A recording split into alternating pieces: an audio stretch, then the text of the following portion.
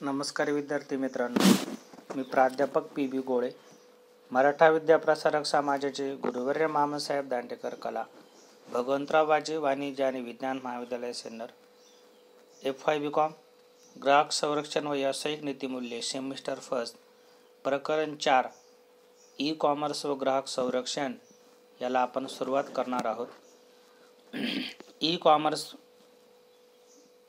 प्रस्तावना: इलेक्ट्रॉनिक माध्यमांद्वारे होणारे वस्तूंचे अथवा सेवांचे खरेदी विक्रीचे व्यवहार म्हणजे व्यवहार ई कॉमर्स होय.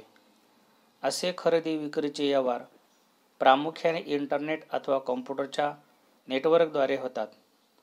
इंटरनेटच्या जलद प्रसारानंतर अशा ई व्यवहारांचे प्रमाण देखील खूप वाढले. इलेक्ट्रॉनिक आकडेवारी, अंतराबद्दल साठा व्यवस्थापन पद्धती, स्वयंचलित आकडेवारी, संकलन पद्धती इत्यादींचा मोठ्या प्रमाणावर उपयोग होऊ लागला.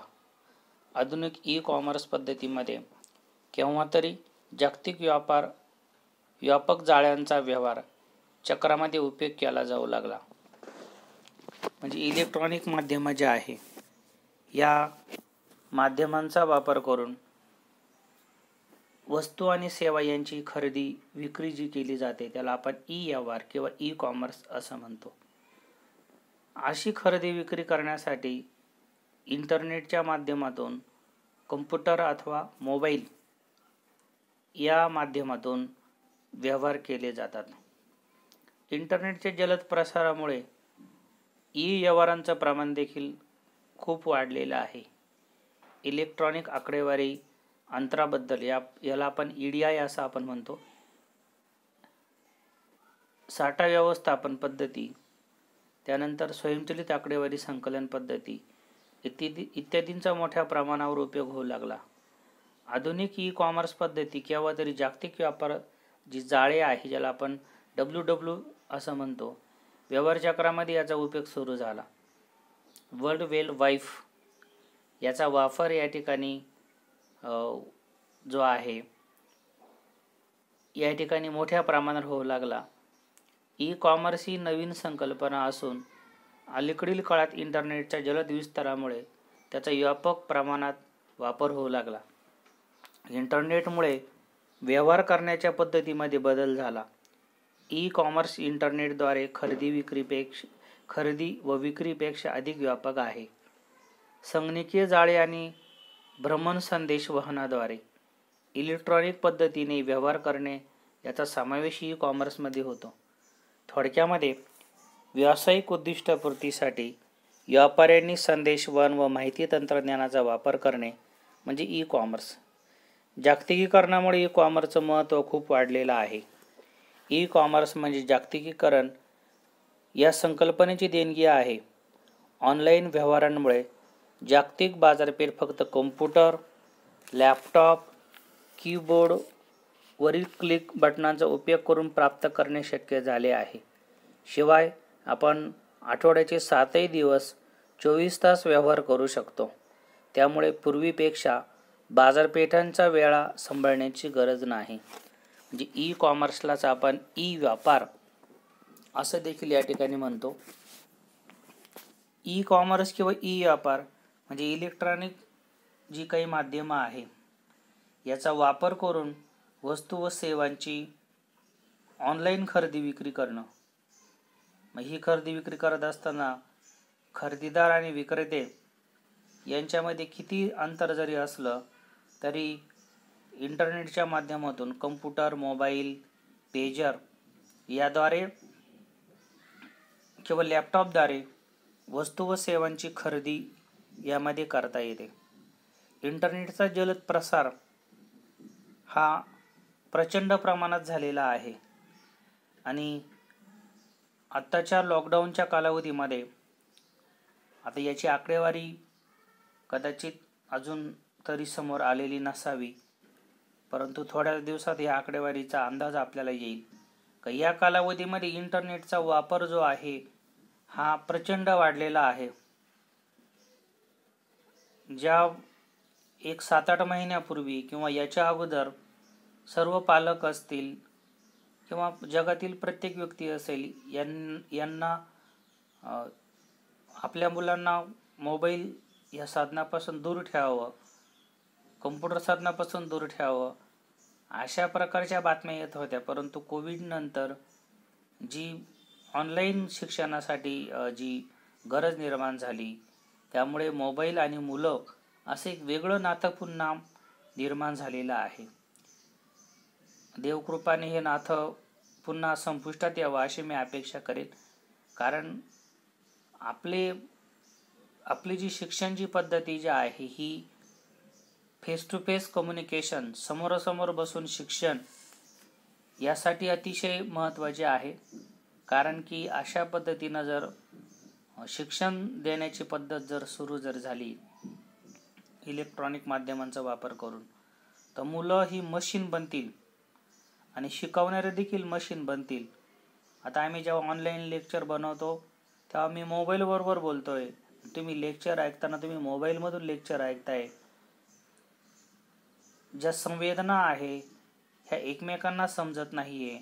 तुम्हाला किती समजतंय आणि मी शिकवत असताना मी तुम्हाला जे काही दिलेलं आहे किंवा तुमच्या समस्या आहे ह्या काही मला समजत नाही. म्हणजे इलेक्ट्रॉनिक माध्यमांच्या वापराविषयी आपण थोडक्यात या ठिकाणी चर्चा केली. इलेक्ट्रॉनिक माध्यमांचा वापर करून एका क्लिकवरती जागतिक पातळीवरील कुठलीही वस्तू याची ऑर्डर करणं या ठिकाणी शक्य झालेलं आहे. ई कॉमर्सच्या माध्यमातून जे उत्पादक किंवा व्यापारी आहेत हे देखील ऑनलाईन ऑर्डर देतात, स्वीकारणारे देखील ऑनलाईन ऑर्डर स्वीकारतात, पेमेंट देखील ऑनलाईन होतं आणि वस्तू किंवा सेवा जो उत्पादक किंवा विक्रेता आहे तो ग्राहकांच्या दारापर्यंत येऊन पोहोचवतो. म्हणजे या माध्यमातून घर बसल्या वस्तू किंवा सेवा खरेदी करण्यास सुरुवात झाल्यामुळे मोठ्या प्रमाणामध्ये वस्तू आणि सेवांची विक्री या ठिकाणी वाढलेली आहे. बरेच विद्यार्थी देखील इंटरनेटच्या माध्यमातून ऑनलाईन खरेदी विक्रीचं जे काही व्यवहार आहे हे करत असतात. असं जे ई कॉमर्स आहे यालाच आपण ई व्यवहार असं म्हणतो. ह्या ई व्यवहाराची व्याप्ती किती आहे, ई व्यवहार साधारणपणे कुठल्या घटकांमध्ये होतो याचा अभ्यास आपण पुढील मुद्द्यांच्या आधारे करणार आहे. ई कॉमर्सची व्याप्ती. पहिली व्याप्ती आहे व्यवसाय आणि व्यवसाय, बिझनेस टू बिझनेस. बिझनेस आणि बिझनेस म्हणजे व्यवसायामध्ये होणारे ई व्यवहार.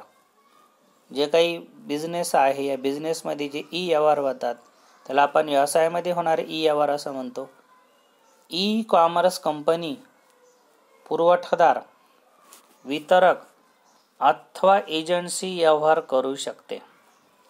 असे व्यवहार साधारणतः इलेक्ट्रॉनिक डेटा इंटरचेंज, याला आपण EDI इलेक्ट्रॉनिक डेटा इंटरचेंज माध्यमांद्वारे करत असतो.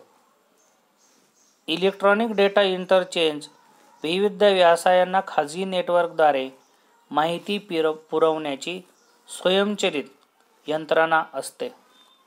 यामुळे व्यवसायामध्ये पारदर्शकता निर्माण होते व त्यामुळे व्यवसाय अधिक कार्यक्षमतेने करणे शक्य होते.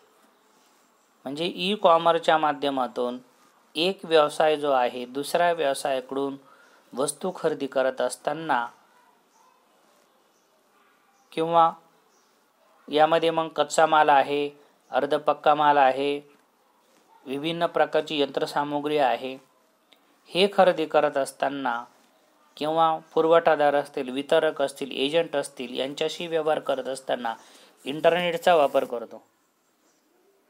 इलेक्ट्रॉनिक डेटा इंटरचेंजच्या माध्यमातून विभिन्न प्रकारच्या वस्तूंची ऑर्डर त्या ठिकाणी देत असतो. ऑर्डर दिल्यानंतर साहजिकच पेमेंट देण्यासाठी इलेक्ट्रॉनिक माध्यमांचा वापर यामध्ये केला जातो आणि जो पुरवठादार, वितरक किंवा एजंट जो असतो हा मालाची देवाणघेवाण करण्यासाठी स्वयंचलित यंत्रणेच्या माध्यमातून वस्तू हे एकमेकांकडे पोहोचवल्या जातात. यामुळे जो व्यवसाय जो आहे यामध्ये पारदर्शकता निर्माण होते व व्यवसाय अधिक कार्यक्षमतेने काम करण्यास सुरुवात होते. त्यानंतर दुसरी व्याप्ती आहे व्यवसाय आणि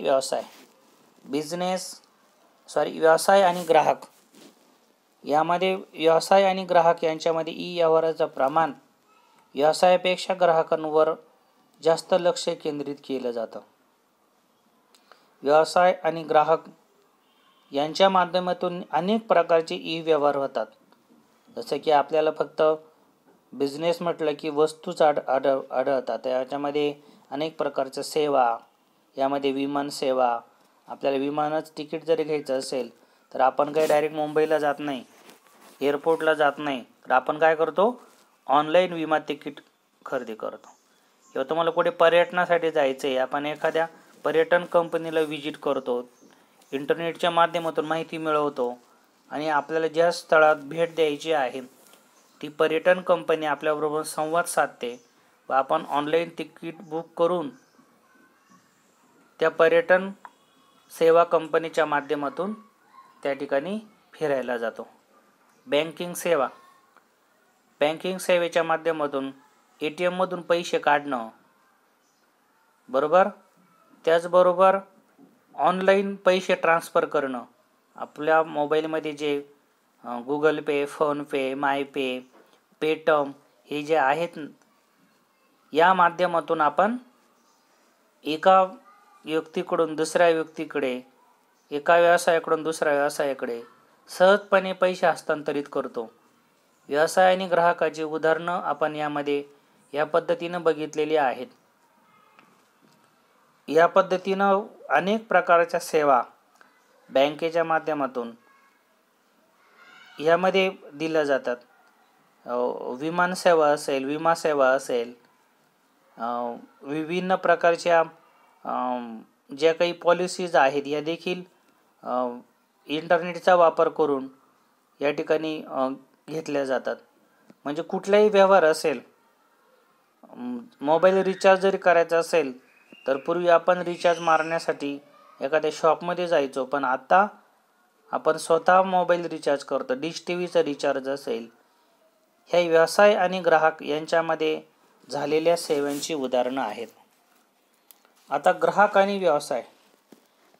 व्यवसायामध्ये वस्तू व सेवांची किंमत निर्धारित करून व्यवहारांचं प्रमाण विक्रेत्याकडून खरेदीदाराकडे अधिक असतं. यामध्ये ग्राहक केंद्रस्थानी ठेवून व्यवहार केले जातात. ग्राहकांना वस्तूच्या निवडीला अधिक वाव असतो. तसेच विक्रीची किंमत ठरवण्याची संधी ग्राहकांना प्राप्त होते. व्यवसाय आणि ग्राहक जे आहे याच्यामध्ये व्यवसाय जो असतो हा ऑनलाईन पद्धतीनं ग्राहकांकडे पोहोचतो आणि ग्राहक आणि व्यवसाय याच्यामध्ये ग्राहक जो असतो हा ऑनलाईन पद्धतीनं ग्राहकांकडे पोहोचत असतो, व्यवसायाकडे पोहोचत असतो. म्हणजे आजकाल इंटरनेटवर जे सर्चिंग आहे, सर्चिंगच्या माध्यमातून आठवड्यातील 7 दिवस आणि प्रत्येक दिवसाचे 24 तास ग्राहक आणि व्यवसाय यांच्यामध्ये अनेक प्रकारच्या वस्तू आणि सेवा यांची खरेदी विक्री होताना दिसून येते. ऑनलाईन मोबाईल, ऑनलाईन कपडे, ऑनलाईन अनेक प्रकारच्या मोबाईलच्या कॉड, ऑनलाईन कॉम्प्युटर, ऑनलाईन लॅपटॉप, अनेक प्रकारच्या कार यासुद्धा खरेदी करण्यासाठी ऑनलाईन माहिती सर्चिंग हे ग्राहक व्यवसायाकडून करून घेत असतात. या माध्यमातून विभिन्न प्रकारच्या वस्तू आणि सेवा यांची जी काही मागणी जी आहे ही आपल्याला या ठिकाणी बघायला मिळते आणि या माध्यमातून विभिन्न प्रकारच्या वस्तू आणि सेवा ज्या आहेत या खरेदीची संधी या माध्यमातून आपल्याला प्राप्त होताना दिसून येते. त्यानंतर पुढची व्याप्ती आहे ग्राहक आणि ग्राहक. या प्रकारामध्ये लिलाव पद्धतीने होणाऱ्या खरेदी विक्रीच्या व्यवहारासारखे व्यवहार होतात. यामध्ये ग्राहकांशी जे काही व्यवहार होतात व्यापाऱ्याशी येथे संबंध नसतो. म्हणजे जो ग्राहक वर्ग जो आहे हा दुसऱ्या ग्राहकांबरोबर संपर्क साधून व्यवहार करत असतो. जसं प्रत्येक व्यक्ती जगातील ग्राहकच असते.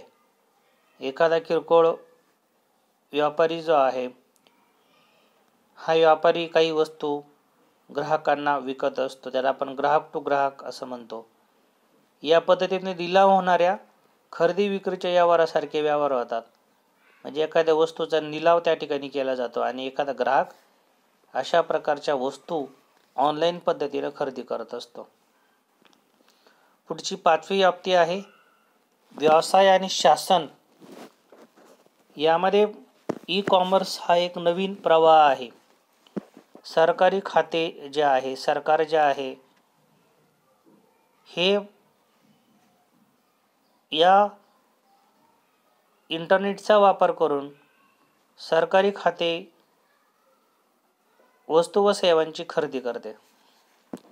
सरकार खातं वेबसाईट विकसित करून नागरिकांशी प्रत्यक्ष संपर्क साधतं.